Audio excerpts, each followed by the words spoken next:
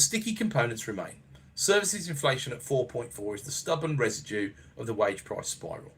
The bank's forecast failure on the headline number masks the fact that their concern about services inflation was fundamentally correct.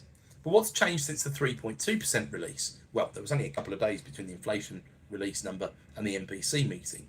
I'm sure they discussed it on the Bank of England MPC WhatsApp. I'm semi-joking there, of course, they probably used Telegram. But the primary change is market positioning. 3.2% print followed by the cut has forced the market to reprice the probability of a hard landing. So pre-release, the market was worrying about stagflation, high inflation, low growth.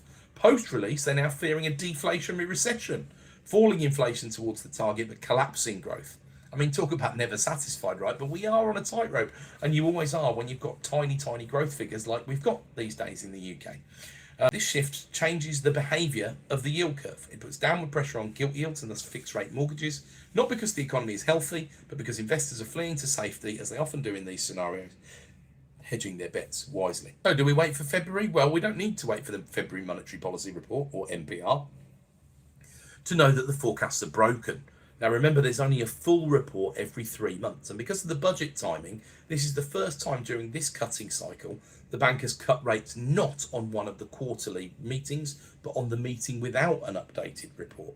I think they probably would have cut in November if it hadn't been for the budget positioning.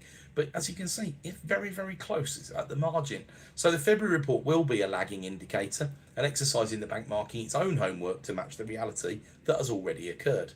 They like doing that.